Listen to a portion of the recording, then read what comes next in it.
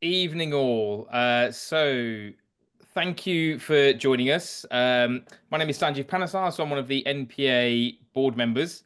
So really glad to have so many people on the evening webinar tonight. The topic of this evening is about those pharmacies that are thinking about selling in 2025 and beyond, actually how to maximize your value and your return on investment that you put into your pharmacy over all these years. So this is going to be a really, really great session, really informative for not just those looking to sell in the immediate future, but actually any time in the future. I personally, we've bought a couple of pharmacies over the last few years, and I think we've all seen a massive change in the sector, and it's been very fluid. You've obviously seen the divestment of Lloyd's over the last few years, and actually all sorts of different pharmacy sizes that are selling as well. Um, and I think actually, even if it's not in your mind to sell, it's still something to keep in the forefront of your mind, because you never know what might change, whether that's market conditions, contract negotiations, or actually, I've heard stories of people's personal life circumstances changing where they've had to just think of selling all of a sudden. So actually, it's really important, really helpful tips and tools tonight to think about how to maximize the value of your business if you ever need to sell. And we've got a fantastic panel with our trusted partners here, one of the NPA trusted partners, which are Hutchings Consultants. We've got Paul Steet, who is an associate director of Hutchings, with us tonight. We've got Artif Burt, who's the senior accountant with Hutchings as well. And we've got Alex Robson, who is from Clark Mayer Solicitors. So what I really want to ask is, it'll be really helpful. We've got some experts here who are going to give you really valuable insight. If you've got any questions, any thoughts, no matter what the question is, no question is too silly, please drop them in the group chat and ask, because there's a great opportunity for you to just think about your business, about how to maximize that revenue and the goodwill value that you guys are building, really. So, without further ado, I'll hand over to Paul, and he can introduce you to the session and what he's going to be going through. That's brilliant. Thank you, Sanjeev. Bear with me.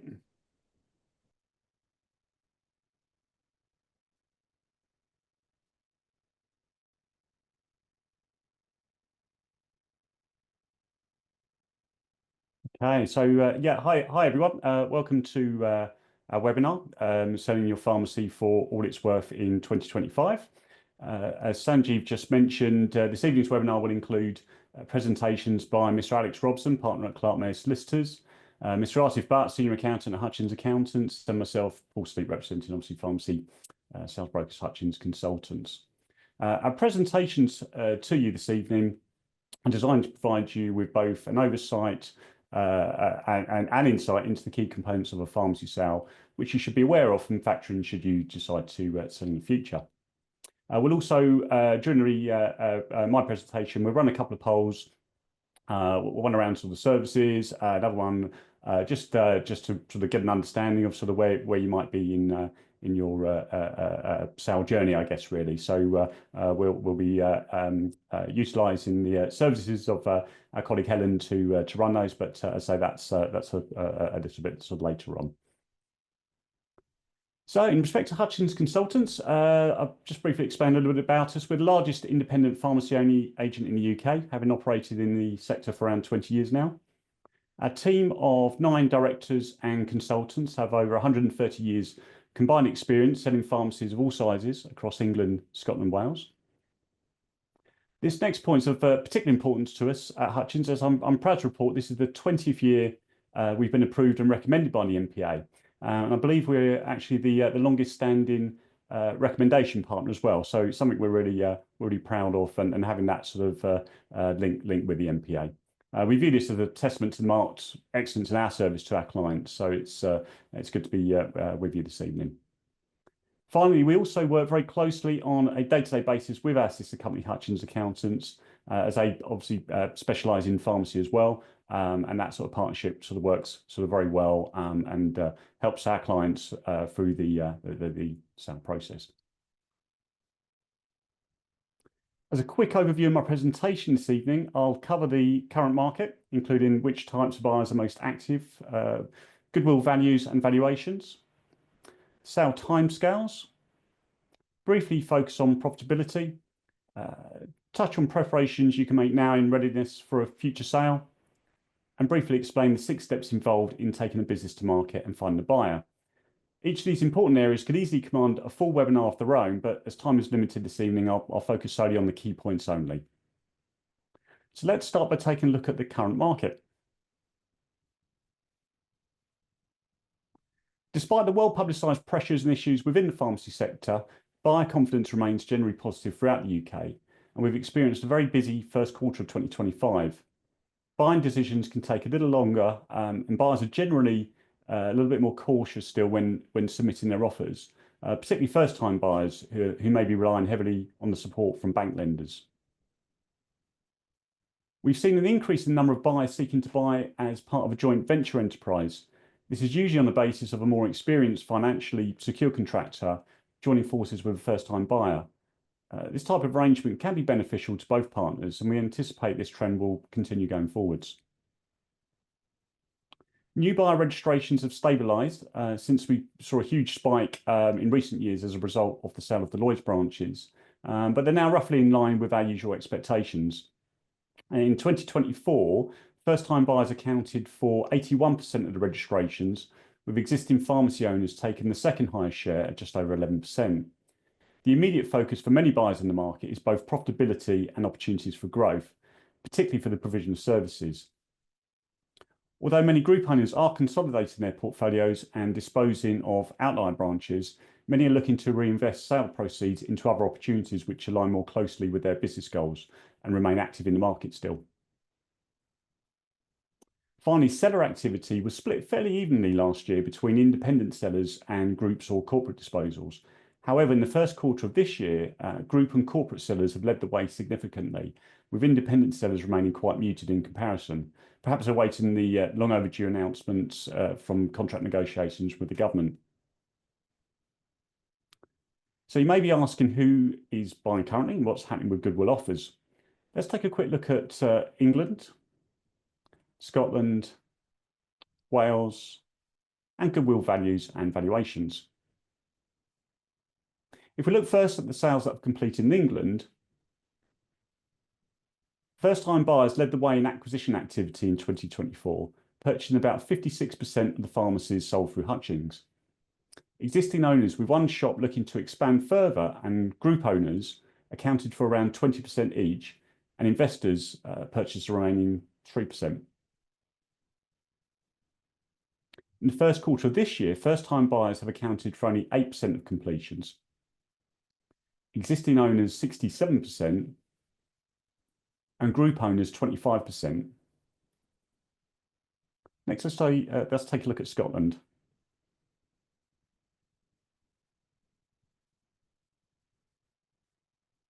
With fewer pharmacies, the Scottish market offers comparatively fewer opportunities as a result for buyers, which helps create competition and demand amongst them.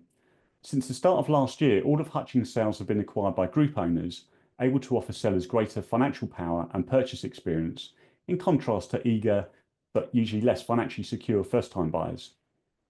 We expect these market conditions to continue throughout the remainder of this year. Last but not least, in Wales, buyer activity has been shared between first-time buyers and group owners, with the former dominating acquisitions last year. However, so far this year, group owners have accounted for 100% of all the purchases that have completed, although we do anticipate this changing over the course of 2025.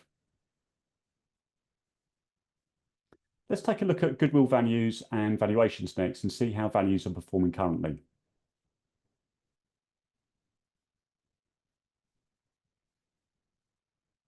Now, we could allocate the whole of this presentation to this subject alone, but as mentioned a little earlier, I wish to focus on some of the key points only. When undertaking a valuation, there are many factors a professional agent needs to consider, include profitability. The factors having greatest impact currently on this include increased staff salaries as a result of government changes, and high locum costs, and also the various pressures associated with inflation, such as the cost of utilities, fuel, and other cost of living expenses. One factor which has a heavy influence on profits, goodwill valuations and values achieved, is the gross profit percentage margin the business is trading at. A particular challenge for many contractors currently is that while sales turnover may have significantly improved, downward pressure on profit margins have impacted the bottom line and potential value of the business. I'll touch on this again shortly. So what factors are affecting goodwill values? The Lloyds sale a few years ago heavily impacted the sales market at the time, creating a huge oversupply, which has since subsided, but other smaller disposals by groups and multiples in the last year to 18 months have contributed to a general oversupply of pharmacies. This has helped create an imbalance in supply and demand, delivering more choice for buyers, and has ultimately led to some downward pressure on goodwill prices achieved across the board. Whilst dispensing item numbers remain important in attracting interest from buyers, many are just focused on the potential income that's available through the provision of services and are increasingly attracted to opportunities to develop the available revenue streams. Business profitability has grown in increasing importance as profits have continued to remain under pressure. Many buyers concerned about their ability to service loans and develop a business further have adopted a more cautious approach when submitting their offers. One of the most influential factors to impact values in recent years has been the steep rise in buyers' borrowing costs as the UK government and Bank of England have sought to fight rising inflation in recent years.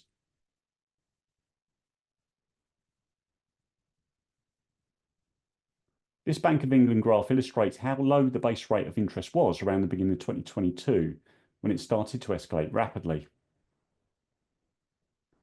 The knock-on effect of the interest rate increases meant pharmacy buyers have faced increased loan costs, causing many to become more cautious with their offers as a result. The general stabilisation in the rate of inflation has allowed the Bank of England to reduce the base rate to the current figure of 4.5%, and we hope to see a trend of further reductions as we progress through the year. However, the current micro and macroeconomic climate suggests it may be some time yet before we see rates falling substantially. If we take a look at the range of offers received for our completed sales across the UK last year, as pence in pound, we can see Scottish pharmacy prices continue to outperform other parts of the UK by some distance. So far in 2025, as a result of factors including pharmacy funding pressures, corporate and group disposals, bank funding, etc., offers accepted in England have ranged between 34p in the pound to 94p, while Scottish and Welsh sales continue to attract similar figures to those seen last year.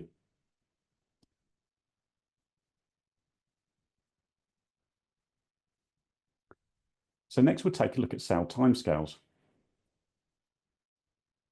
So with all the activity in the market over the last couple of years, have sale timescales changed? Is it taking longer for a deal to complete?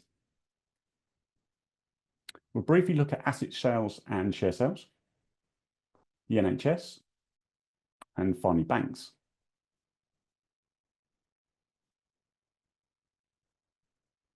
The majority of pharmacy sales usually sell as limited company share sales, but due to the high number of corporate and group disposals in recent years, this figure has fallen below 30%, as most deals are completed as asset sales. At the start of 2022, an average timescale for an asset sale to complete from the point an offer is agreed and head of terms issued was around 6 months. The impact of high volumes of corporate sales in particular in the last few years has seen this timescale increase. Average timescales now range between 6 to 9 months. Limited company share sales can potentially be more complicated, but they usually avoid the need to apply to the NHS for fitness to practice and or change of ownership, which can save time in the long run. Average timescales since 2022 have increased from around 4 months to between 4 and 6 months currently. As with asset sales, this has largely been down to high work volumes and banks affecting timescales.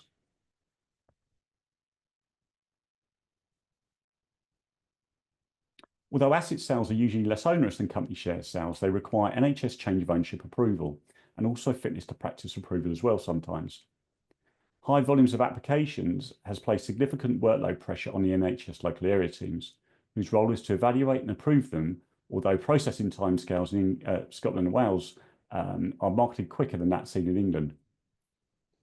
An important change to the regulations in England last autumn was the removal of the requirement to contact applicants' nominated referees for a reference for FTP applications as part of market entry.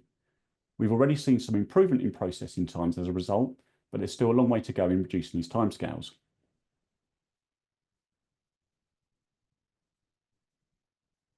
Commonly, many potential sellers ask if the banks are still lending the pharmacy. The short answer to this question is yes, they are. Approximately 98% of pharmacy deals we transact are bank funded, so their support is crucial to ensure the market keeps moving. The rapid uplift in transactions over the last few years particularly affected banks and coincided with their increased scrutiny of loan applications.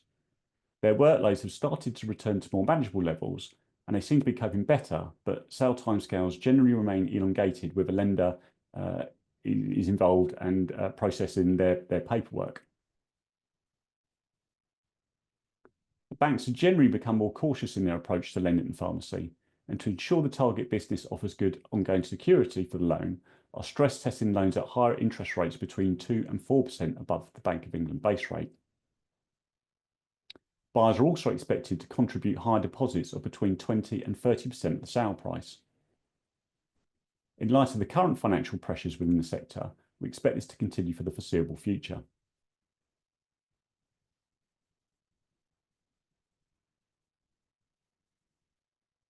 If you're not quite ready to sell just yet, we strongly advise you focus on improving your business profitability. This will make your business more attractive to the market and will maximise your goodwill sale price you achieve. A business quote, which in my opinion reflects the current market well, is the one you see here. Turnover is vanity, profit is sanity, cash is reality. Whilst a high turnover business can initially be attractive to buyers in the marketplace, low profits can potentially curtail interest from some buyers and adversely affect the goodwill value achieved. The sales market has changed significantly in the last 2 to 3 years, and both buyers and banks have a laser-like focus on the profitability of the target business.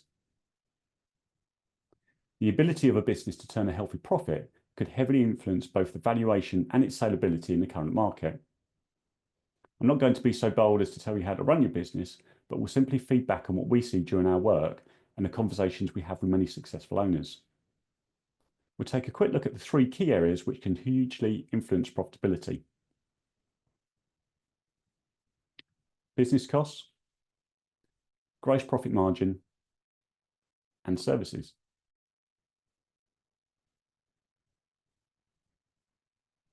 For most businesses we review, the greatest expense they have are their staffing costs.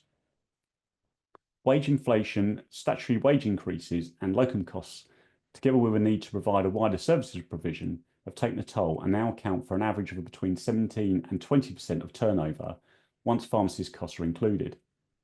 This has risen markedly from the average of 12 to 15% commonly seen in previous years.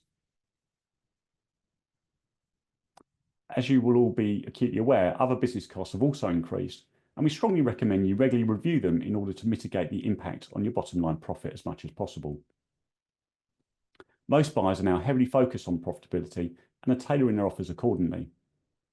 In the face of continuing funding pressures, we expect this focus to continue for the foreseeable future.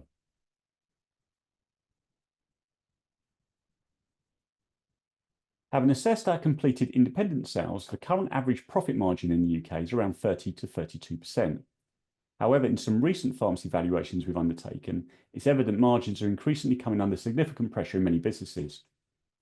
An increase or decrease in margin can potentially have a drastic impact on profitability.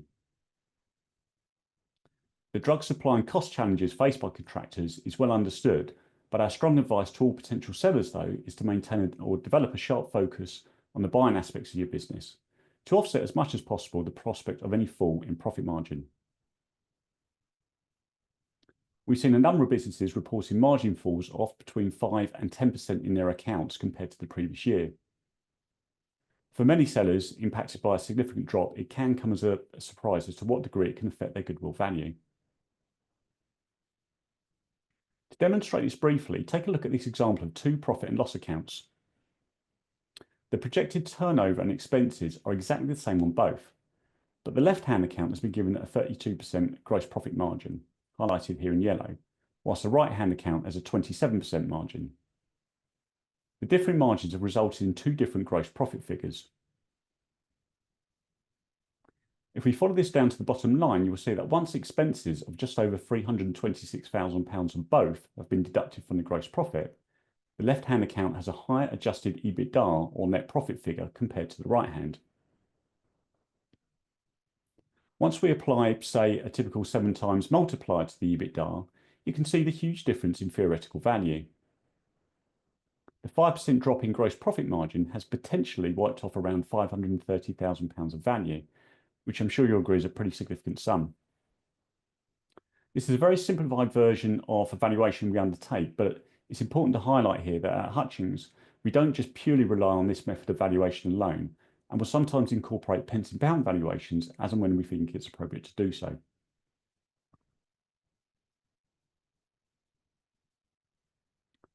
The next area of increasing importance to both sellers and buyers alike is the service potential of a target opportunity. First-time buyers are aware more than ever that they need to look at services to supplement dispensing income, and are focused on this key area when contemplating submitting an offer. Other buyers, such as group owners and existing pharmacy owners, are even more acutely focused on this, having embraced and developed services within their existing operations. Generally, a sole or heavy reliance on dispensing income now appears to present a potential risk for many contractors, and the introduction of services as another revenue stream has increasingly become a priority for many owners. Helen, just to let you know, we'll be running the poll for this very shortly. A very experienced North West England group owner recently commented to one of my colleagues the following. Minimum wage increases and the shortage of trained staff has increased our costs significantly in the last few years. Business is tough, but most of our branches are in areas where the volume of items and footfall is quite high, and with our recent acquisitions, the potential is also very good. We focus heavily on services which help us plug the gap in the reduction in profit from the dispensing activity. Another contractor with a group of 3 branches in London also commented to me recently that in his mind, he now views his dispensing income as paying the bills, i.e. his operational costs, and his services income as his pay.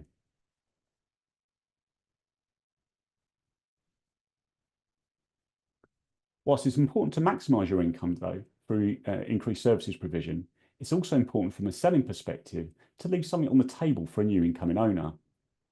Buyers are attracted to a strong, profitable business, but most would look to add value themselves. Strange as it may sound, some buyers can be put off an opportunity that has maximised all possible income opportunities. So if you are considering a sale in the near future, I'd advocate you allow a buyer the opportunity to grow the business further. Helen, can you please run that poll, please, now for the services? So we're just going to give a short time for some responses to come in, but be grateful for your input.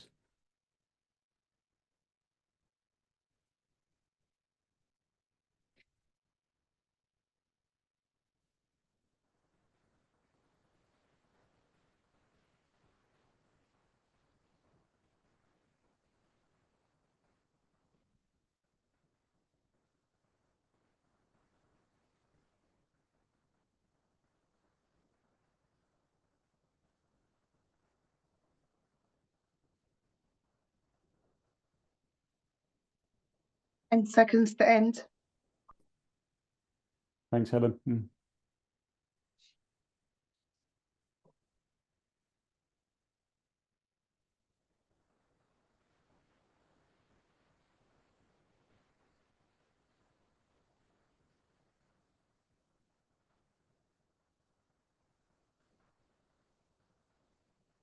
Thanks, Helen. Can you stop that poll, or shall I?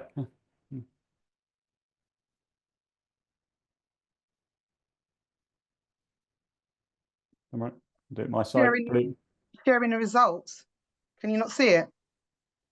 Oh, sorry. I think that came off. Can you see the results there? We'll review those at the end as well, I think, Helen. Many thanks. Okay, not to worry. What I'll do, I'll move on. So bear with me.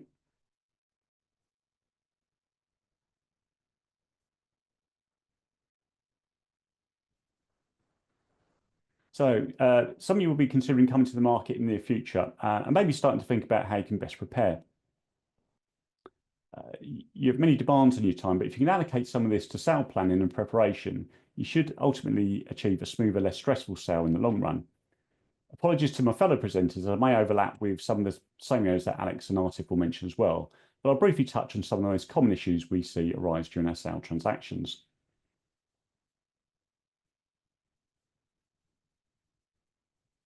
Firstly, as mentioned, both the buyers and their accountant and solicitor will need to conduct their legal and financial due diligence.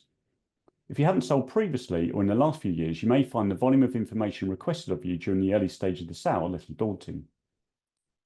When you're ready to sell, both Clark Mayors and Hutchins can provide you with a list of the typical information you'll need to provide the buyer solicitors with. I strongly recommend you start organising and compiling your business information during the marketing as opposed to waiting until a buyer's found.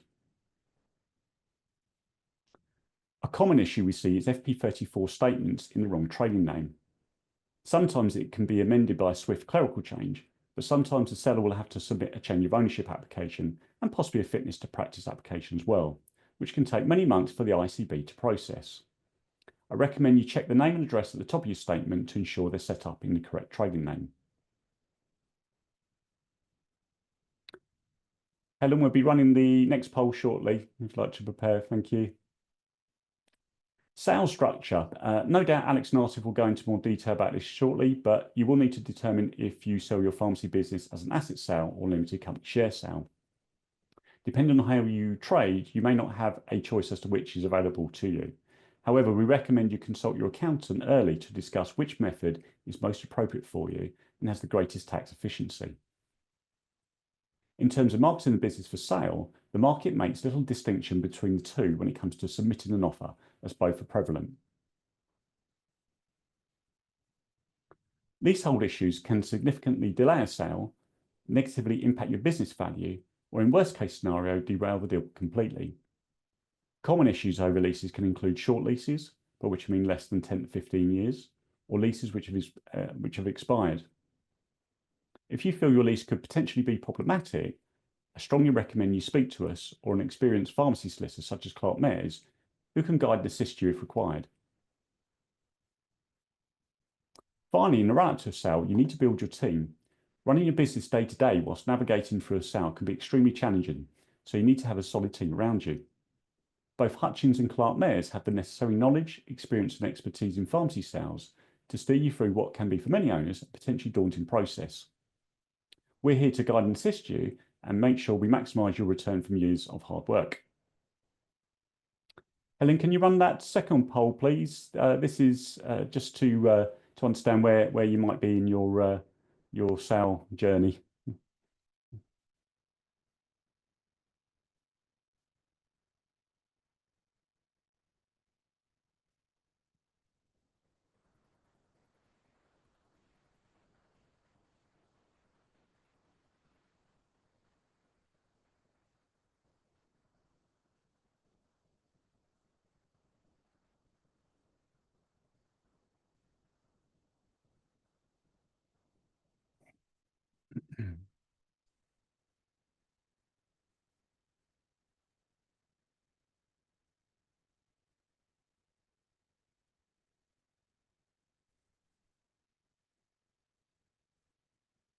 Sharing results.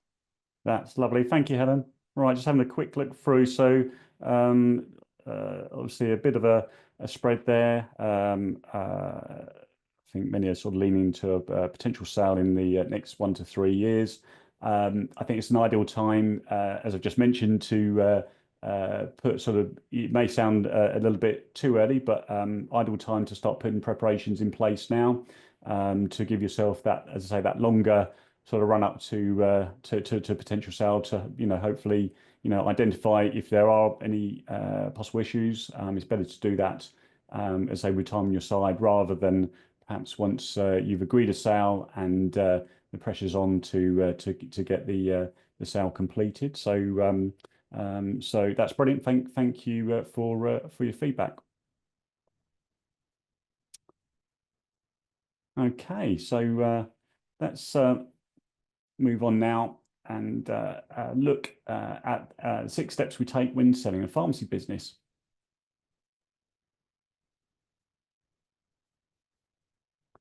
So step 1 is the specialist valuation. Step 2 is the confidential meeting. Step 3 is preparation of the sales literature. And step 4 is identifying quality buyers. Step 5 is competitive offers. And finally, step 6 is the legals. Right, so let's look at the first step, the specialist valuation. Before we can start the marketing, we need to establish a value for your business and recommend a marketing price. In order to conduct the valuation, we typically request copies of the latest accounts, recent FP34s, staff information, and recent OTC income figures. We review all the information supplied and produce an adjusted profit and loss, similar to that you saw a little earlier. This establishes an EBITDA figure. We then calculate the value by adding a multiplier, and at the same point consider any other factors that can affect the value, such as wholesale income and private scripts, for example. To provide a credible valuation for you, a professional agent will always require a certain amount of information to understand your business. Next in the process, we have the confidential meeting. This is an opportunity for the consultant to meet you and spend some time understanding your objectives and discussing any concerns you may have.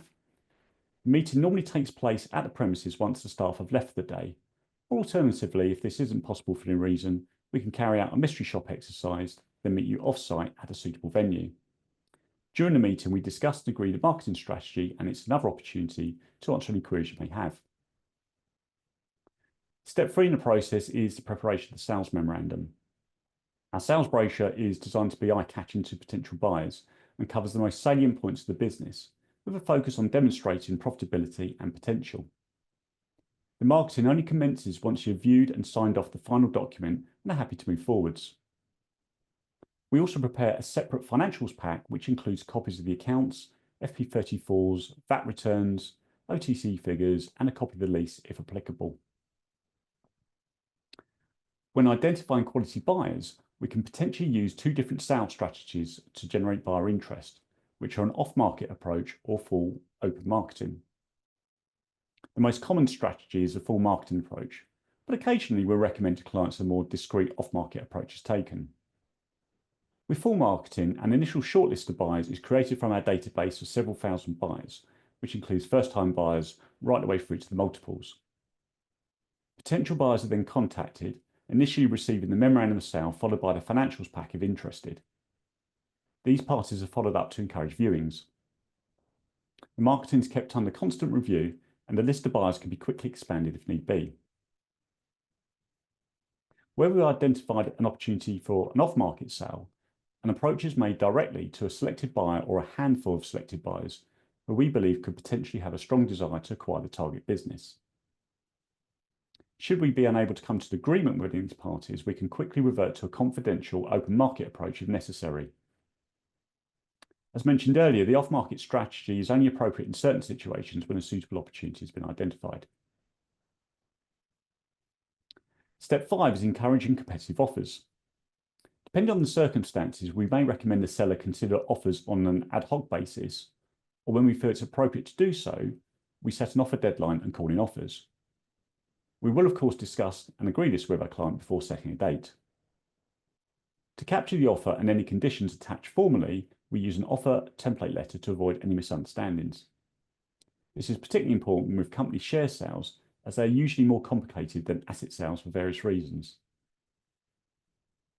During these discussions, we also request proof of funding from the buyer and work to secure a deposit from them if their offer is accepted. This is usually around £20,000, but will vary from sale to sale. Where we have set an offer deadline and received an initial round of offers, we provide some general feedback to buyers before calling in best and final offers. This allows interested parties to fine-tune their bids and helps increase the competition between them. The competition generated allows us to negotiate the best price and terms possible. Once a price is agreed, the final step is moving the sale into the hands of the legal advisors and accountants. I won't go into too much depth about this now, as Alex and Artif will cover this part of the transaction in more detail for you shortly, but as your consultant, we arrange for the buyer's deposit to be paid across to your solicitor, who holds the monies in their client account for the duration of the sale. Hutchings then issue the heads of terms to all parties, including the professional advisors confirming the sale. Our role as an agent now changes from one of marketing to that of sales progression, as we liaise with all parties throughout to ensure it's progressing forwards. So that concludes my presentation this evening. Afterwards, if you have any questions or would like to discuss a potential sale privately, please do contact me. Whether you're considering selling now, in the next year, or even several years from now, I'd encourage you to make contact as early as possible. We can review your business and work together to ensure we maximise your goodwill value and make your pharmacy sale as smooth as possible for you. We can offer you a free verbal valuation, a free tax review, and we can also arrange a confidential meeting with either myself or one of my fellow consultants at your pharmacy. So thank you for your time. I'll now hand you over to Mr. Alex Robson. Thank you, Paul. Valuable insights from you as ever. It was interesting, some of the conclusions you drew there. It's echoed by the experience that we have. Obviously, you and I both have very different roles, but clearly affected by the sort of same issues in similar ways. So everybody, by way of introduction, I'm Alex Robson. I'm a partner and solicitor at Clark Solicitors. We're a firm of solicitors up in the northeast in Newcastle upon Tyne, and we are specialists in the pharmacy world. We have done a fair amount of work with Hutchings, as I suspect you probably will gather from the fact that we're sharing a webinar together. But over the years, we've carved out a niche in the pharmacy sphere. Yeah, I would like to say we're experts in it at this point. So I'm hoping this evening we'll be able to give you a bit of an insight into the legal side. So I think the first slide that I have, sorry, slight technical issues there that I have, is preparation for a sale. I think of all of the slides in my presentation, this could potentially be the most important one. And I can't stress enough how important preparation is for you as a seller. It is a large undertaking for you. You're operating a business and potentially a business that you've operated for a long time. No doubt you're all very busy as you do that. Then over and above, on top of that, we as advisors start asking you questions about it, and you have to start dealing with things for us and giving us answers to questions and what have you. It's a lot of work. The way that you can make that easier for yourself is with preparation. The first point on my slide here is talking about engaging advisors early, particularly accountants and lawyers that have pharmacy specific knowledge. Again, something that I can't stress enough. I'll give you a short example of what I mean by that. I have a client who has a small group in London who has a couple of pharmacies that he's putting onto the market for sale now. The client who I've done a lot of work with, and in fact I've acquired all of the pharmacies that he operates. He's selling for various reasons, but he dropped me an email and said, I'm looking at marketing 2 of these pharmacies. And the discussion we then had was, here's your due diligence that you'll be asked by any buyer. Here's the questions about the property that you'll be asked. Make a start on these now, because yes, whilst you are not currently talking to a buyer, you don't have an offer accepted and you're not moving forward, it will be good for you to get this information together so that in 3, however many months' time, you have an offer on the table. You don't then have to try and run your business at the same time as doing this and be under pressure from the buyer. Talking about pharmacy specific knowledge, the area and the industry that you as pharmacy operators are all in is very, very niche. There are regulations, there are rules, there are processes that need to be followed when you're talking about a sale. And I can't stress enough how important it is to have advisors who understand those processes and the intricacies of them. Again, a story, I've had discussions with lawyers who don't do a lot of pharmacy work talking about the NHS process and saying to me, oh, the regulations say that this NHS application will be processed in 30 days, so we can complete next month. And you know, when you're on this side of the coin and you do a lot of the work, you understand that actually sometimes the regulations and what is stated in timeframes for things don't reflect the reality. And it's important for you as a seller to be briefed on that and to understand, right, well, this is how long this process is going to take, and then I can be prepared for that. The last thing you want to do is get your hopes up and sort of have those dashed, or not have expectations that are not met. The next point is working with your advisors and supplying all information they ask for. We have a process whereby we have a bit of back and forth on your replies to inquiries, for example. So a buyer will ask you inquiries about the pharmacy, you give us answers, we will go back and forth with you. And sometimes it might seem like we're being a bit picky about that. But really what we're trying to do is distill all of the information, the important information about the business or the company that you're selling, and give it to the buyer in a format that will be useful for them to, for example, satisfy their funding bank or satisfy their lawyers or their insurers or whatever. Again, I think we would stress that working with us is the best way. And indeed, we sort of operate on a principle of, if you call us, we'll pick up the phone and speak to you. And if you're having a tough time with information, then please do that. That would be our suggestion. Bank or other lenders. As a seller, you might think, well, why do I need to involve my bank? I'm selling up and sort of moving out. If you are, well, in any format really, but particularly a company, the chances are, if you have some existing borrowing, that you will have existing security over your company, and that will need to be released as part of your sale. So again, we always say, start talking to your bank as soon as possible. Some banks are better than others, but for the most part, they are large organizations where you will speak to your relationship manager, who will pass you to the releases team, who will pass you to the securities team, and so on. And all of this takes time. So yeah, we would always suggest that you have those conversations early. And finally, understanding that the process takes a lot of time and effort. I think clients are often surprised at quite how long the process takes, in the sense that some clients will have bought pharmacies some time ago when the process was a bit simpler. And I think Paul touched upon the fact that timings have increased by quite a lot in recent years. That reflects our experience too.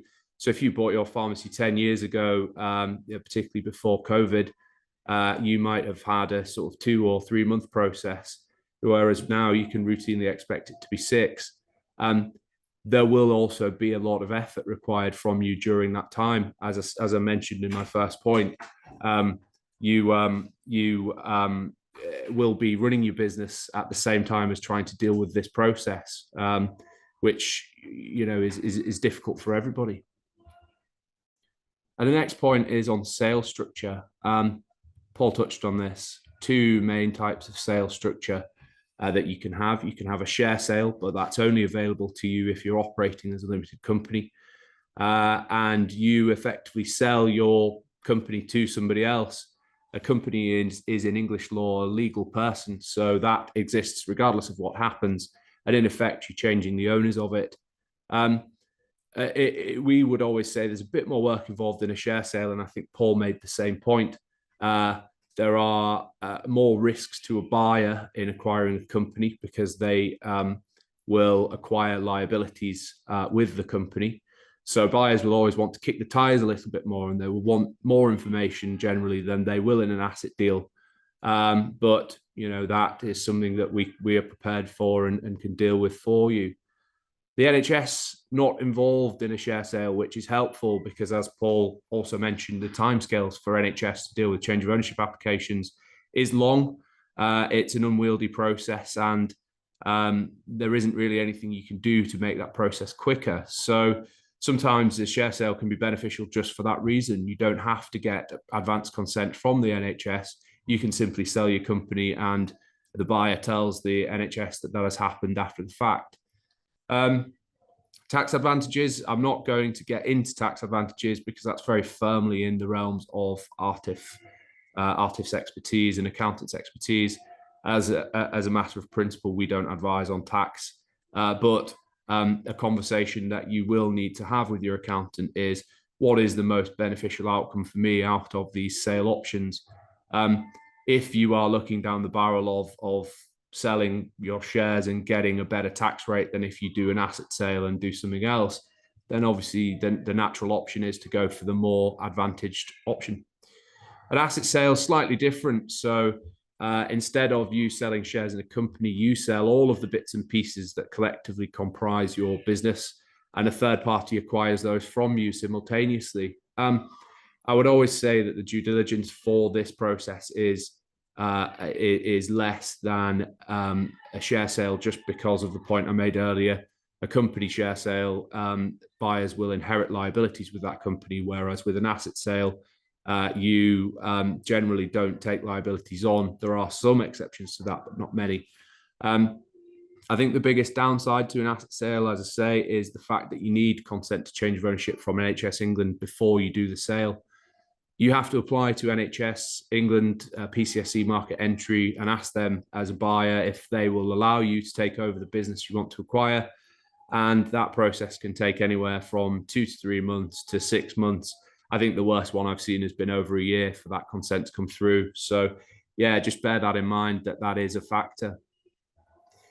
Legal process now. So these sort of documents on this screen are what we'd say are sort of preliminary documents. So again, Paul's mentioned about Hutchings' role here. Hutchings have standard deposit agreement and heads of terms and exclusivity agreements, which effectively a buyer will need to accept as a condition of making an offer. Those agreements will provide a deposit that's paid by the buyer and held by the solicitors pending the outcome of the sale. And the buyer will get some sort of exclusivity, which is effectively you as a seller saying to them, we won't sell this to anybody else for a period. The heads of terms, again, Hutchings will be preparing this and involved in this, but effectively that is the roadmap to your transaction. We would get that heads of terms, and that effectively lays out the path that we're going to take. It sort of sets out some fundamental points about what the sale and how the sale will be proceeding. What it doesn't do is it doesn't commit you to a sale. Heads of terms generally are expressly non-legally binding, and so you needn't worry too much. Although we do suggest that the heads of terms need to be as clear as possible, so that there aren't arguments later down the road. But also, you don't need to fear that, well, if this very specific point isn't covered off, will that become a problem for me? Because that's something we'll look at later down the line. Due diligence, again, Paul has talked about this, and I've also already spoken about it, so I won't labour the point on this slide necessarily, but due diligence in its sort of simplest form, a buyer will raise a questionnaire. They will ask you a bunch of questions about the assets that they're acquiring from you, or the company that they're acquiring from you, and it's your chance to tell the buyer everything that they might want to know, but also in some respects everything that they might want to know. Might not want to know. We always say to clients and advise clients that the best thing to do is to be full and frank about problems so that they can be fixed and dealt with in the legal process. No buyer wants any nasty surprises, but ultimately, if there are issues within the company or the business that you're selling, we would always suggest it's the better option to be frank about that and let the buyer suggest what they want to do about it. You need to be accurate with what you tell us here for that reason. And the devil is in the detail, and we do need a level of detail from you on these responses in order to properly advise you, and also in order to properly protect you. Fundamentally, what you want out of a sale is, first of all, the cash that you're getting out of it. But second of all, you want peace of mind and comfort that this sale will be done and you frankly will never hear about it again. The last thing that you want is to be concerned that there's a skeleton in the closet that might come back to you within a few years' time. And coming back to the due diligence process, that's part of it. Making sure the due diligence is as accurate and as closely reflective of the reality of the business that you're selling is very important. We then have the legal documents. I don't, again, want to particularly labour on these. I always make the joke to clients that if you understand everything in a share purchase agreement or an asset purchase agreement, then once you've sold your pharmacy, please pull up a desk next to me and we'll employ you to help us out. Because frankly, we as lawyers talk in a different language to everybody else. We will have a purchase agreement which will be between 60 and 100 pages long, full of legal language. And the reality is a lot of it will be incomprehensible to anybody who isn't a corporate lawyer. It is a very important document, and we will advise you on it in the sense of, here is what this document does, and here are the important bits for you, and here's what they mean. There may also be points where we have to take specific instructions from you and explain, well, here's what's being asked for, and here's the issue. Let us know what you think. But otherwise, this part of the process will be largely driven by us as your lawyers and using the expertise that we have. We'll also look at disclosure letter, again, touching on that point I made when I was talking about the due diligence. A lot of the disclosure letter is about making sure that there's nothing that's going to come back to bite you once the sale is done, and the buyer isn't going to be coming back to you asking for part of its money back. Property documents. I'm not personally a property lawyer, but I will talk about these in a later slide in potentially as potentially problems that we might come across. But it's transaction specific about what we'll need to do. If you as a seller own the freehold and you're planning to sell it, then we'll talk about transferring that freehold. If you own the freehold but you want to keep it and lease it to the buyer, then you might grant them a new lease. Or if there's a third-party landlord involved, then part of our role will be dealing with them for you. And then ancillary documents. Ancillary documents, not so important in an asset sale, but if we were doing a company sale, then again, you won't believe how many pieces of paper lawyers can create and generate when they are doing transactions. You know, we have ancillary documents through the nose, but yeah, again, it'll be largely driven by us. We won't really need your input at this point, although it is still an important part of the process. And moving on, employees. Again, briefly flick through this slide. We will look at advising a buyer about the employees through the due diligence process. And they, of course, will want to know a lot about the employees. And again, insight from Paul, employment costs going up, you know, now taking up sort of 17 to 20% of turnover, I think Paul said. It is going to be very important for any buyer to know what is the staff, who is involved here, how many hours are they doing, how much are they getting paid, how long have they been there. An issue we sometimes come across is where buyers want to own and manage, and there is a pharmacist in situ. And, you know, we would be having discussions about that with them and with you to sort of come to a satisfactory conclusion. There's a mention on the bottom here of transfer of undertaking asset sales only. There is a specific process that only applies to asset sales. Again, not something for you particularly to worry about, as we will sort of drive that for you. But you will need to inform employees of the proposed sale before the sale happens with an asset sale, whereas with a share sale, there's no legal obligation on you to do that. So again, something we'll guide you through as we get to it. And then I talked about important slides at the start, and I meant important points, but actually this is probably the most important slide for you as potential sellers. Completion, the big day where you finally get the outcome that you've been working towards and we've been working towards. Not much to say about completion really, other than it's a surprisingly short and straightforward process because you've already done all the work to get to that point. But effectively, as your solicitors, we would be handling cash for you. We would be dealing with the legal mechanics, dating up documents and what have you, dealing with security releases and all that kind of other good stuff, and then ultimately sending you the money. Physical handover, that's firmly in your court. Physical handovers are a funny thing because we don't really get involved too much in the mechanics of them. It would be something for you to agree with your buyer. And I've seen all sorts of approaches to this from, I've had a buyer client who was thrown the keys by a seller and they drove off in their car immediately, to buyers and sellers spending 2-3 weeks together, going through everything and, you know, and having more detail. Ultimately, that's a case-by-case basis. So something you need to look at as you come to the end of your sale.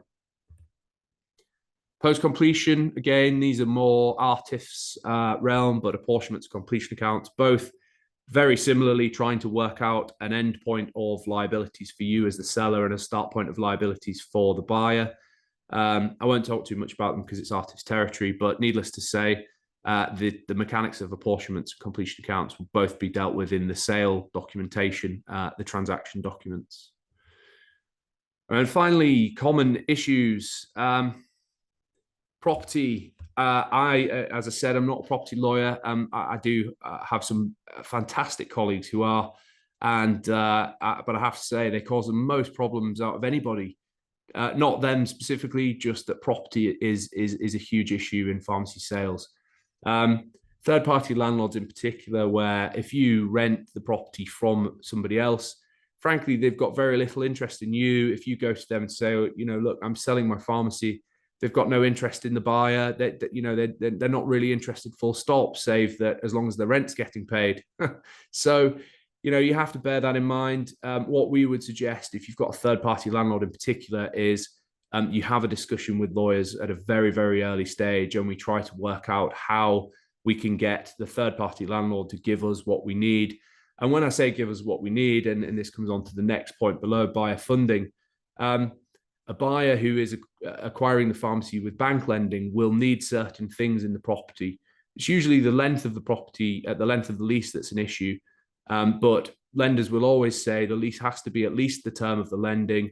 Lending is usually 15 years, if not longer. And so the consequence of that is that as a condition of completion, you'll need a new 15-year lease from your landlord. If you start that conversation early and you're speaking to your landlord early, it will go much better than if it's left until last minute or until it's raised as an issue by the buyer. Seller-owned property, less of an issue. If you own the property and you want to grant a new lease, for example, that's fine. You will need to speak to your lender if you've got a lender. And again, a point I made earlier, banks are very slow at the minute at dealing with these sorts of things, so speak to them as soon as possible. And then rights of way and other matters affecting the title, that's not something you will be able to do anything about, but it's something that we as your lawyers can look at and help you try and fix. Just one more point on buyer funding. Lender having input on transaction documents. I think you've got to be aware if a buyer is getting bank lending that their lender does effectively hold the keys to the transaction. And sometimes what that means is that the lender will be able to tell everybody involved it's either our way or the highway. So be prepared for that. Sometimes we can't always achieve exactly what we want because otherwise the lender won't put the money in. And if the lender won't put the money in, then the buyer won't be able to pay you and you won't be able to get the sale that you want. And then NHS consent, again, I'm not going to labour the point on that.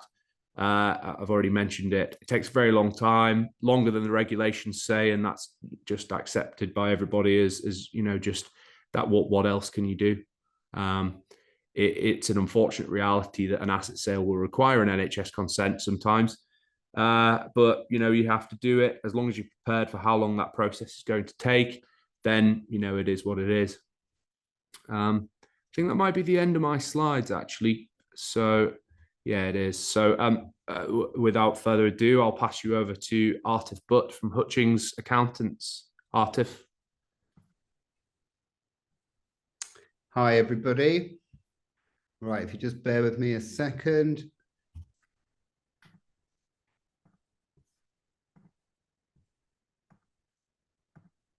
Lovely. So, hello again. My name is Artif. I'm the senior accountant at Hutchings Accountants, where we've been specialising in pharmacy sales across the UK for over 30 years. Today, we're talking about selling your pharmacy in 2025 and how to maximise its value. We'll be looking at the 6 main steps of a pharmacy sale, some of the issues we see coming up along the way, and how you can best be prepared for them. We'll be covering reviewing your tax position, due diligence, the sale agreement, completion accounts, and paying your tax. Let's start with the first step, reviewing your tax position. If you're thinking of selling your business in the future, it's never too early to start preparing, even if you don't plan to sell for many years. Being properly prepared makes a huge difference, not only in the price you get, but also in how much you'll be left with after paying the taxman. At Hutchings Accountants, we start by reviewing your accounts and tax position to recommend the most tax-efficient way to structure your sale. It's really important to look at this as early as possible, as sometimes optimizing your tax position can involve making changes to the business years in advance of an eventual sale. Getting this right has never been as important as it is now, with the number of risks, changes, and uncertainties facing the pharmacy sector and beyond. Current events and political and economic instability around the world have changed our lives and contributed to rising costs in a number of areas. With inflation and interest rates still high, the UK economy is facing a challenging time. We've also seen a change in the government, and the budget last year confirmed changes to the capital gains tax rates and business asset disposal relief, or BADR, which we'll talk about in more detail shortly.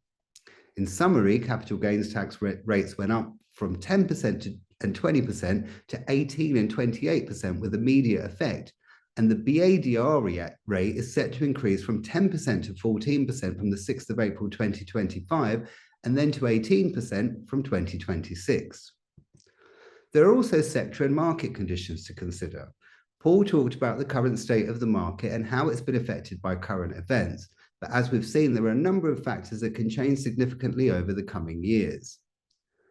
The best way for us to manage these risks is to be prepared. Once you've decided you want to sell your pharmacy, be sure to get specialist advice that takes your individual circumstances into account. This will help you work out the best way to structure your sale and make sure you qualify for BADR where available. So let's have a closer look at sales structure. We've heard about asset sales and share sales, so which is right for you? To decide on the right structure for a company sale from a tax point of view, we calculate what the estimated tax bill would be from each option, as there's a considerable difference in tax treatment. If your pharmacy is run as a sole trader or partnership, the sale will be structured as an asset sale. If your pharmacy is trading through a limited company, the sale can be structured as either an asset sale or a share sale. So what are the tax implications of each structure, and is tax relief available? If your pharmacy is held personally and sold by asset sale, you'll be liable to capital gains tax and may be eligible for BADR to reduce your tax bill. If your pharmacy is held through a company, an asset sale would mean the company selling the business and paying corporation tax on the gain. BADR would not be available, and you would be subject to a further personal tax charge when you want to take the remaining profits from the company. A share sale only applies when your pharmacy is held by a limited company and means you'll be taxed personally on the gain and pay capital gains tax.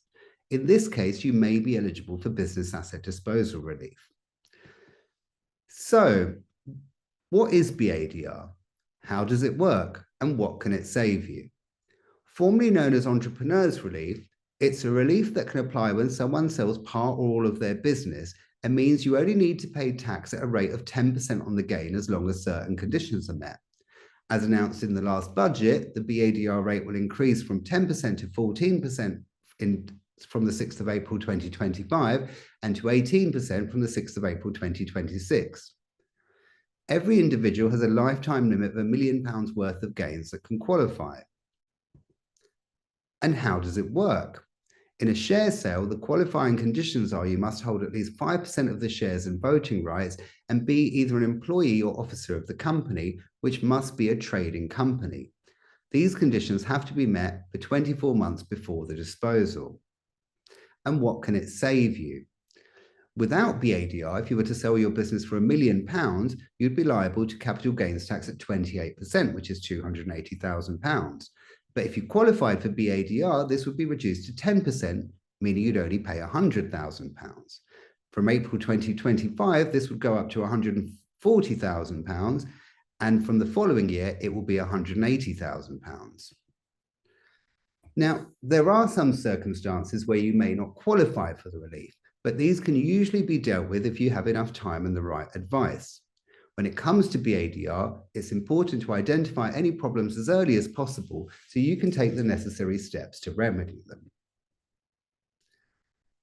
If you are considering selling your pharmacy in the next few years, it's worth thinking about how you can increase the business's value before you sell. We recommend getting a professional valuation by pharmacy specialists and working with your accountant so you can identify the key performance indicators affecting the value and look at how these can be improved over time. Your accountant can also review your tax position to see if there are any other issues that might increase your bill and work out how to resolve them to ensure you get the most favourable tax position when the time comes. Looking at this ahead of time gives you the opportunity to plan and map out a list of prioritised targets you want the business to achieve and a timeline over which you want to achieve them. This can be things like reducing stock holding and wastage, improving the gross profit margin, reducing staff costs, and making sure the sale will qualify for BADR. Now, as we've said, preparation is key, and it's worth looking in a bit more detail at some of the things we commonly see coming up in pharmacy share sales that can either cause problems or present opportunities. We talked earlier about the conditions for BADR. If you've got a company with more than one share class, this may need to be looked at, as some of the shares might not qualify for the relief. Your company also might not qualify if it owns too many investments or holds too much cash, as there's a risk HMRC would no longer consider it to be just a trading company. As we said before, each individual has a lifetime limit of £1 million of gains that can qualify for the relief. So if you've ever sold or incorporated a business before, you may have benefited from the relief and used up some of your allowance. Also, if your sale proceeds are over £1 million, they won't be covered by the relief, and some will be taxed at 28%. Investment property owned by a company can cause problems with BADR, but we more commonly see pharmacy companies that own the trading premises they operate from. Sometimes these are to be included in the sale, but sometimes the business owners want to take them out of the company before the sale. It's really important to take tax advice on the most tax efficient way to do this. As well as affecting BADR, the level of cash in the company can have other implications to your sale, which may need to be carefully considered. It's not unusual in pharmacy sales for us to see high levels of cash being retained by the company at the point of sale. A buyer might not want to take over the company with such a large bank balance, and in such cases, it's usually possible to arrange for a cash extraction at completion, where the seller can effectively take out the excess cash, leaving the buyer with enough for their working capital needs. Another important area that's worth looking at early on is what you want to take from the business in the form of salary, pensions, and dividends in the years leading up to your sale. It's well worth engaging in some tax planning in your final years of ownership to make sure that you'll end up paying the lowest rate of tax overall on your lifetime earnings. So, we've looked at some of the things to consider before a sale, but now let's talk about what happens once you've found a buyer. Once your potential buyer pays their deposit, the next step is the due diligence process. This gets underway with the buyer's accountants requesting a list of information, which tends to be a lot more detailed in a share sale. As accountants, our job is to work alongside your legal team to make this all run as smoothly as possible. The buyer will usually want to go back over several years, so they can be as comfortable as possible about the history of the company. This is very important in a share sale, as they are taking on the historical liabilities of the company, as Alex explained. The next step is checking the share sale agreement, which is again much more detailed in a share sale than an asset sale. Your lawyers will go through the sale agreement with the buyer's lawyers to agree a finalised version, and we'll also review this from a tax and accounting perspective, suggest any changes to the main terms and covenants, and carefully go through the warranties to make sure the buyers are made aware of any exceptional events or circumstances. You can see how important it is to engage accountants and solicitors who specialise in pharmacy sales to get this bit right. Because pharmacy is all we deal with, and we see so many sale agreements in the course of our work, we know what's appropriate and what's excessive to warrant. And so with our combined experience, we're able to limit your risk. When we review sale agreements, there are a number of things we look at carefully. For example, the proposed method to calculate the net current asset figure, as this will affect your final payment. The agreement also sets out the terms by which the business must produce completion accounts and what the procedure would be if the accounts are not agreed by the buyer. We also need to go through the tax warranties in the agreement carefully and cross-check them with the company's financial history for the last few years to produce a list of any facts and circumstances that need to be disclosed to the buyer, and these are then collated by your solicitors in the disclosure letter.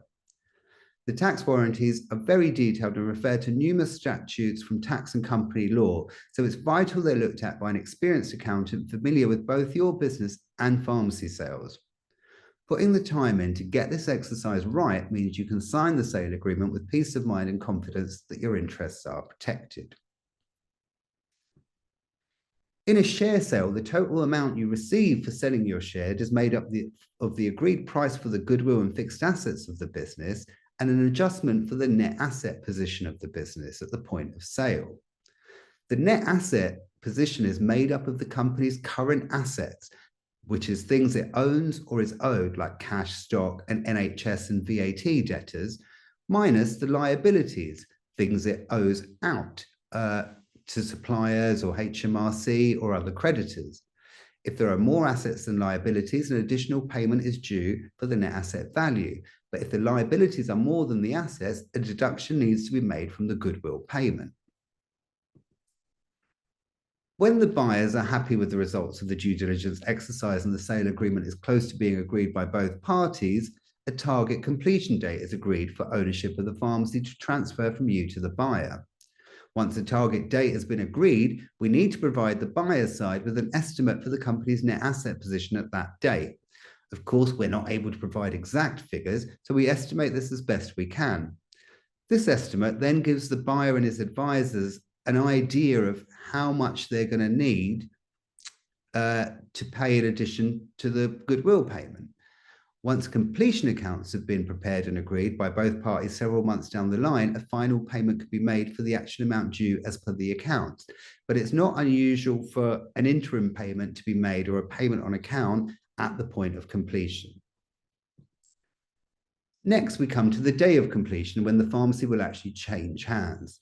This is when the share purchase agreement and other documents get signed and ownership transfers from the seller to the buyer. From here on, it's the new owner's job to run the business, pay the staff, and assume responsibility for all the business assets and liabilities as at that date. It's generally helpful if the completion date can be at a month end, as this makes it much easier to calculate the position at the point where the business is transferred. After completion, the next thing we need to consider is the completion accounts. These need to be prepared with extra care and attention to detail to make sure they're in line with the sale agreement, and also represent the closing position as accurately as possible so you can benefit from all of the profits of your period of ownership without paying for any of the business expenses from after that date.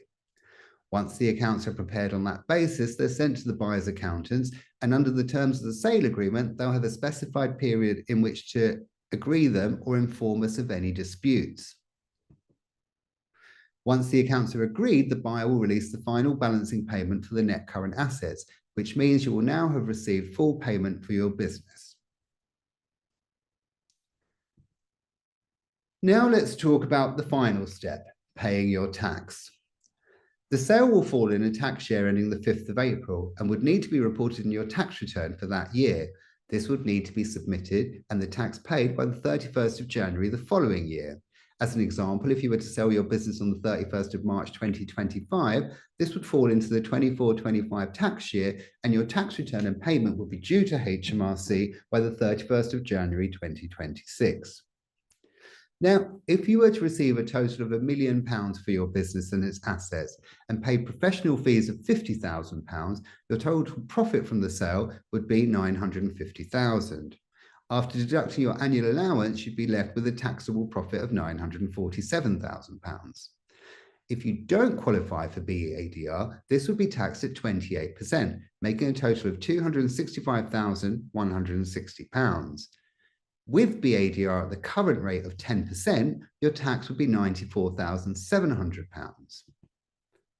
With the BADR increase coming on the 6th of April 2025, the tax bill would go up to £132,580.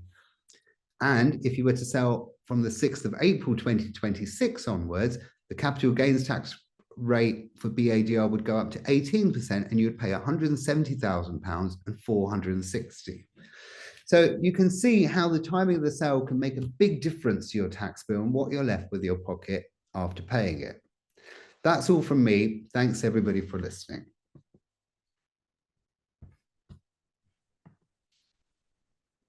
Hi all, welcome back. So thank you to the panelists for that information. I think we can all agree that was pretty intense and actually a minefield. So it shows actually if you are looking at going on this journey, it's really, really vitally important that you get the expert advice involved. So what I'm going to do now, I'm conscious of everyone's time. We've all spent our evenings, and we're due to end at 9 o'clock. Just to go through some Q&As, and then I want to just put a bit of input from NPA perspective, from my perspective as well afterwards. So what I'll do, I'll try and group some of these Q&As as some people might be asking the same kind of questions. See if we can answer them as effectively as we can, and who can best address these. So. A couple of questions here we've got regarding the minimum length of lease required when you're looking at selling a pharmacy. I think, Alex, you did touch on this, which may be dependent on if you're getting lending. But we've got a few questions there. One which was minimum length of lease required for pharmacy in a rental property like a health centre. For example, if they've got 8 years left, what would they be looking for? And there's another one again to do with the number of items. They're doing about 20,000 items a month, have less than 10 years on the lease. Would potential buyers want to negotiate a new lease themselves? So yeah, there's a few questions on lease requirements. If somebody could take that question for us. Yeah, I mean, I'm happy to jump in, Sanj, and just sort of give an answer to that. I think first of all, before I do, we said, as we said at the start, we'll answer any questions that have been raised. We might not be able to answer them all this evening, but they won't just get forgotten about. We'll follow up after the webinar. I think you guys can get details of people who've raised questions, so that'd be really useful. On lease term, as I mentioned in the presentation, generally a lender will say that the lease term has to be at least equal to the borrowing of the buyer. If you have a sort of a unique situation with, and I think the question was asked about a lease in a health centre, certainly I've seen transactions where the health centre, it only has a certain length of its own lease left, and therefore they can't give an extension to a buyer. And, it's just very transaction specific as what we do about that. It could potentially be something that has a valuation impact. And obviously, I'm sure Paul has a better insight than me on that. But it is also something that a buyer can specifically go to their lender with as a query. And I have seen lenders say, yeah, we understand the situation. And on this occasion, we're willing to make a sort of a dispensation for the fact that you can't get a longer lease.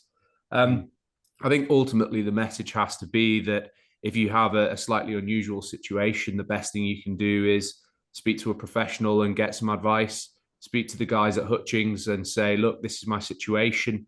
If it's then something that you need legal advice on, that can then come to us, and we can give you an opinion on it. And certainly it's not something that will cost you the earth. At least we in some cases will simply give you an informal view for free, and not send you a bill for it. So yeah, don't be afraid to come to somebody like Paul or one of the other guys at Hutchings in the first instance and say this is the situation.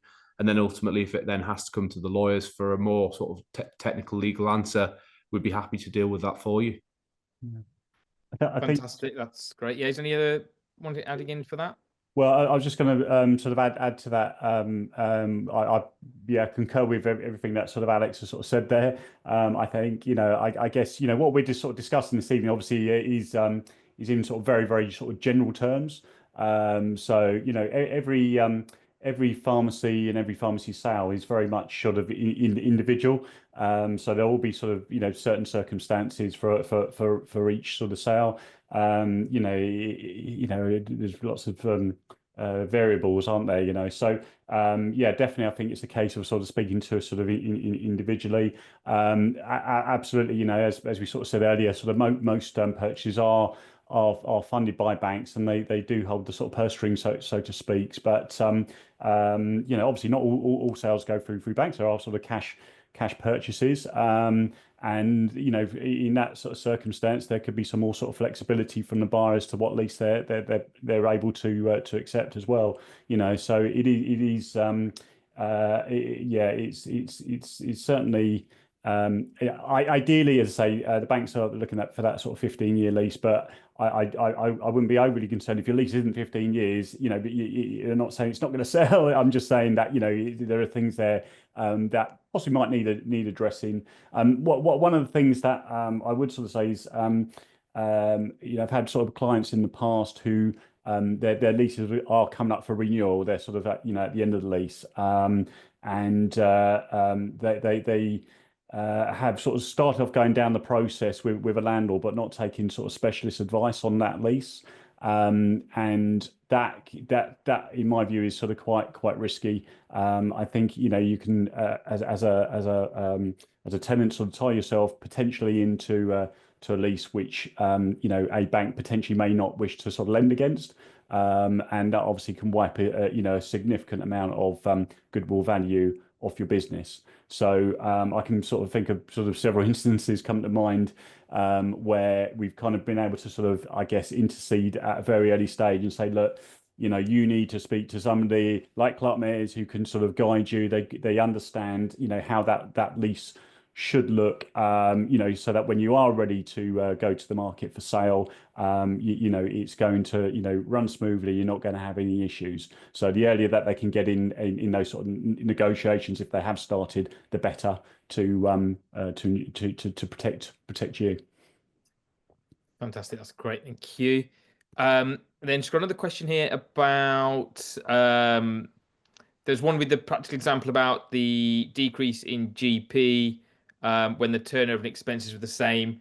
Again, I believe that might be to do with the mix of where the turnover is coming from, whether it's dispensing services, things like that, and that's what affects your and how good the buying habits are generally with GPs. But again, Art, if you may be able to build on that, if you like. Yeah, sure. I think the question was, I think it was the one we was asking. I don't understand why there was a decrease in gross profit as turnover and expenses were the same in both examples. Yeah. So I think it's referring to the graphic that Paul put up in his presentation. But I think the key thing here is gross profit. So what would be different would be the cost of sales, so the purchase of the drug prices, the cost of services. So we expect the turnover and the overheads to be the same, but the cost of sales to be different. And that's what's then going to drive a big difference to the bottom line. So I think what Paul was trying to highlight there is how important it is to keep a tight control on our buying, because that ultimately is going to be one of the biggest effectors of our profit levels and also our value. Yeah, absolutely. Sorry, Artif. Yeah, I think that was it. Basically, it was just to sort of give an example.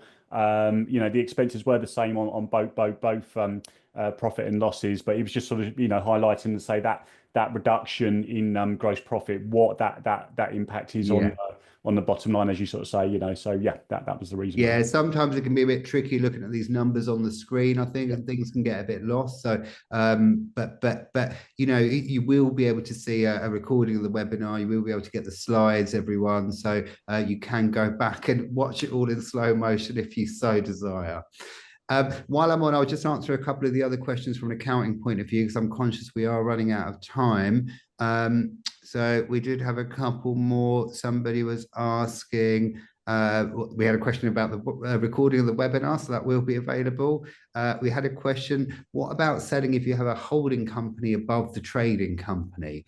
And that's a very common scenario we see. I think the key thing there is there anything else in the holding company, or is it just the trading company? And if so, it's not unusual to sell both of them to the seller as a share sale. So essentially you sell the shares in the holding company to the buyers, and they would then therefore also own the subsidiary. So that's fairly common thing, not all the time, but quite often we see it in share sales.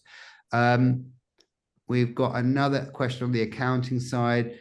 Somebody asked, I used a figure of £50,000 for the legal and professional costs of a sale. Is that sort of the expected amount? And the answer is not really. That was just to use a round number for making the illustration really clear. That is going to vary depending on the size of your pharmacy, whether the structure of your sale, the complexity of the sale, and a number of other factors. So that is going to be different from one to the other. Final one from me. We've got a question to say, if you have a property under the same limited company as the pharmacies, can the property be taken out or will it have tax implications? And the answer to that is yes, it can be taken out, and yes, it will have tax implications. So it's, there's different ways to do it, and you just want to look at what's the most tax efficient. It's going to vary from situation to situation, because it does depend on how long the business has owned the property, how much it's gone up in that time. But there are a number of different options. The best thing is get professional advice from your accountant, look at the different options and work out which one's going to work for you. Thank you, guys. I've done some of my job there and answered some of the questions. Thank you for that, Atif.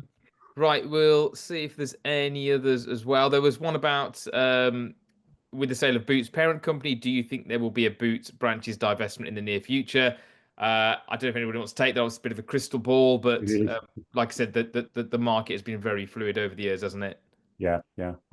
I think it's maybe sort of watch your space. I don't have any inside information or anything like that at all. So it's just it's very much, I think, as you say, it's sort of crystal ball gazing to a certain degree. Yeah.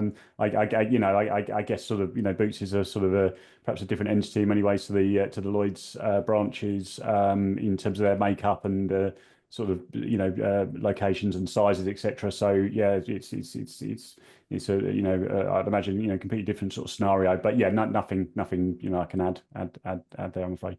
Thank you. And then how are 100-hour pharmacies selling, and what is the price compared to 40-hour pharmacies? I mean, in terms of the 100-hour pharmacies, I know a lot of sort of contractors have been looking at under the regulations now, sort of reducing their opening hours down to the 72 hours. And I know we've been speaking to potential clients who've taken advantage of that. One of the big impacts on well, as with all pharmacies that we discussed earlier, was high sort of staffing sort of costs. So being able to sort of reduce those opening hours down, I think has helped those pharmacies that have chosen to do that to quite some degree. I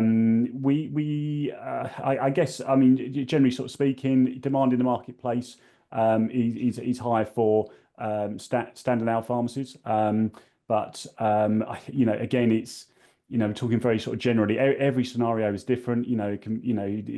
Every pharmacy is different. So I would encourage that party to make contact either with myself or one of my colleagues. We can sort of talk through the particular scenario. So we need to understand there are so many factors that go into these valuations, and in fact, sort of somebody have raised a question about can we not just put a valuation on turnover alone, and as I say, we want to do a professional job and be accurate with our our valuation, because we recognise obviously clients are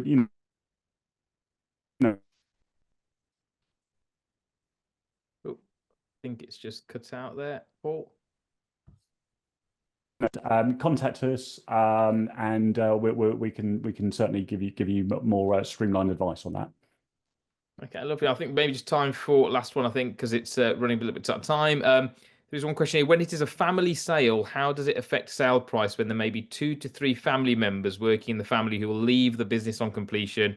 The company may not be showing high net profit.